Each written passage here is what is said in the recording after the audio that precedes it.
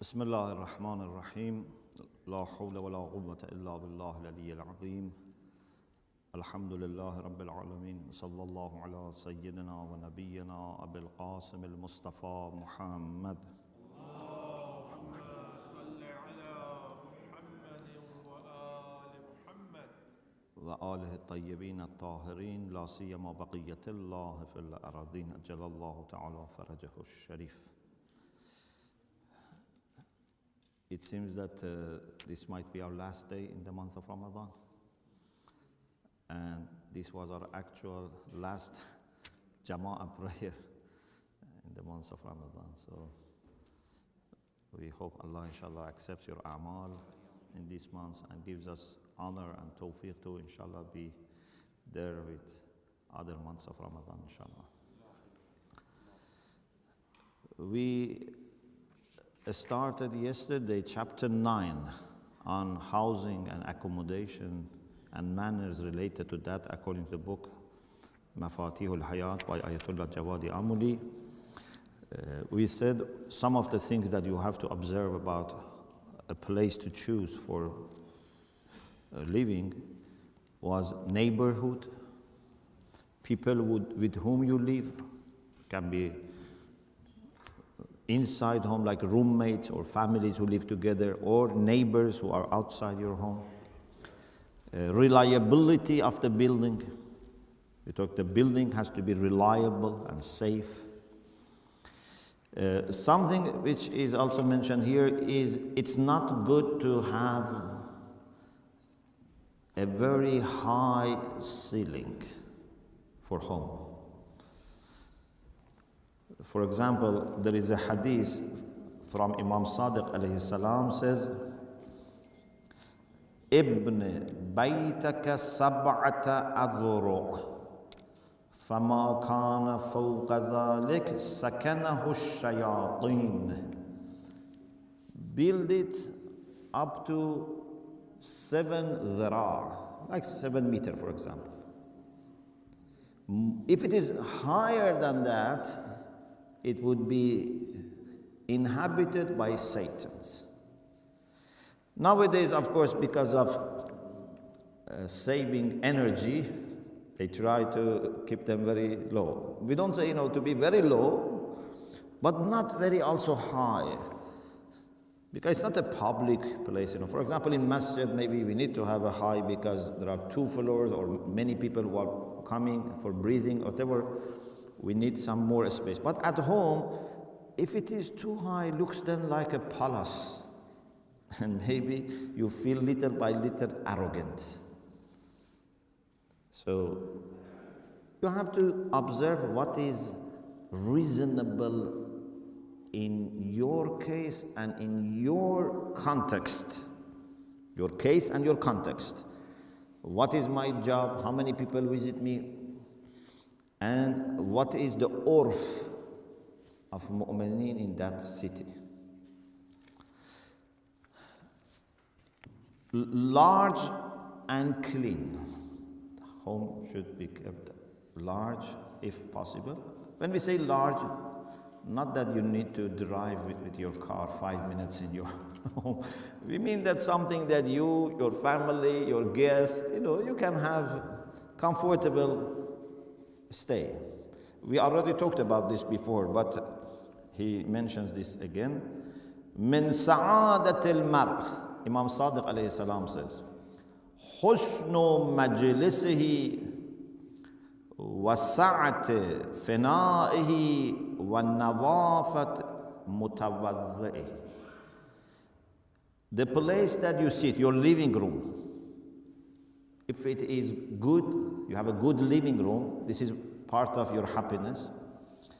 If entrance to your home is also wide, not something that people, with difficulty can come or, carry things with you, wide entrance.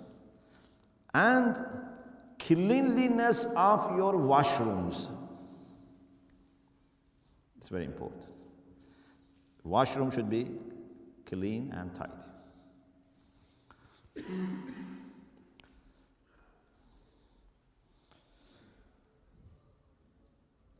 Another thing is that whether it's about housing or food or dress, whatever, you should not do what you like only. Just, I do like to be like this, I wish to do this, I desire this. Don't go just by your desires. You should have some measures based on values, needs, and so on and so forth. So, for example, Rasulullah sallallahu alaihi wasallam is quoted as saying, "Man akala ma yashtahi, wa labisa ma yashtahi, wa rakiba ma yashtahi, lam yanzurillahu ilayh, hatta yanzi' aw yatruk." If you eat whatever you like, you go on the road, you see, this restaurant, whatever you like, is it halal or not? Is it good for your health or not? You don't bother. Is it expensive or not? You don't bother. Everything you see, you buy. Every dress you buy. Every vehicle that you enjoy, you buy. No consideration for virtues, for morals, for rules of Islam, for needs of people. We live in a time that many people have difficulties. So I cannot, spend lots of money on myself and do whatever. So Rasulullah says, if someone eats whatever he or she likes and desires, akala ma yashtahi, wa labisa ma yashtahi, use the clothes which he or she just desires. Wa rakiba ma yashtahi, rides or drives today, whatever he or she likes. Lam yanzurillahu ilayh. Allah doesn't look at this person unless he changes. This is very important. Something also that we have to be very, very careful. Not to let sins happen in our home. We should not commit sin in any place. But sometimes people think, okay, at home is okay. I don't commit sin in the public, but it's my home, private. I watch whatever I like, I do sins, whatever. Actually, one of the places that you have to be extra careful not to commit sin is your home. Why? Because this is a place that you and your children are there for many years. You are polluting the atmosphere of the home. If it was in a desert, it was better than committing sin at home. The impact of sin remains there, as the impact of ibadah remains there. Sometimes you go to a home and there was a mu'min before you, has made ibadah, recitation of Quran. You somehow inherit that beautiful atmosphere from previous owner. Don't think he takes everything. When someone is in a place, blesses that place. Sometimes you go to some mosques, you feel very peaceful. Why? Is it because of building? Not necessarily. It's because there were mu'mineen who have been praying there, and they have beautified this place with their ibadah. So in your home, you should be extra careful not to commit sins.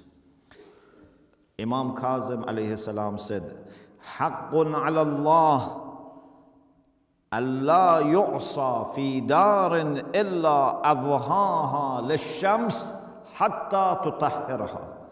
Allah has the right that whenever he is disobeyed in a house, to demolish that house so that sun shine on that house, no roof, no ceiling, so that sun can clean that house.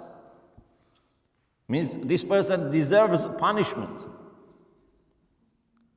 And in the way that sun, is one of mutahhirat, in fiqh, one way of cleaning najasa is if sun is shining, of course, for the things which are not movable and has to be wet, there are lots of details. But anyway, one of mutahharat is sun. Imam Kazim says Allah has a right to demolish a house in which sin has been performed so that sun would shine and purify that house. So inshallah, we should be extra careful about sinning at home, not to avoid it 100%. As I said, consider your case and your context. Ayatollah Jawadi Amuli has a heading here about observing requirements of time. Sometime, for example, one generation, 2 generations before, something was okay. But maybe in our generation, it's not okay. In different ways. Sometimes, for example, it was okay to have very large, but now it's considered as israf. Or maybe vice versa. Sometimes it was okay to have very small house, but now it's not okay. Or you have a large family. Anyway, any case. The hadith is about Imam Raza alayhi salam. Inna Abul Hasan alayhi salam ishtara daran. Imam Raza alayhi salam purchased a home, a house. وَأَمَرَ مَوْلًا لَهُ أَنْ يَتَحَوَّلَ إِلَيْهَا. Imam Raza purchased a house and asked one of his followers to move to that house. Said, this is the house I have purchased, you take your family and live there. وَقَالَ إِنَّ مَنْزِلَكَ ضَيِّقٌ. Your home is very small. Go and live in this house. What can be better than this? Imam is buying a house and asks you to move to his house and have comfortable life. He said, قَدْ أَحْدَثَ هَذِهِ الدَّارِ أَبِي. He said, my father has built this house. So meaning that I don't want to move to that house because this is a small, very little, my family are not comfortable, but because my father made this, I want to stay here. Then according to this hadith, Imam Raza alayhi salam said, إِن كَانَ أَبُوكَ أَحْمَقَ يَنْبَغِي أَن تَكُونَ مِثْلَهُ. If your father was not understanding and made his family suffer, there must be something very terrible about that house. Imam says, why you want to be like your father? You have to have mercy on your family, mercy on yourself. So it shows that the house must be really terrible, that Imam buys a house and says, move to didn't say change your house. Imam buys a house and says, move there. He says, no, my father built this house, I want to be here. It's good that you have, love for your father, but not in the way that if your father did something wrong, you say, I want to keep doing it. Your father was, treating his family without giving them money or food or dress. You say, I want to be like my father, otherwise the soul of my father will not be happy. You follow your father in good practices. You follow your father in the virtues. But if he had shortcomings, ask forgiveness for him and try to do something better so that people say, may Allah's mercy be on your father.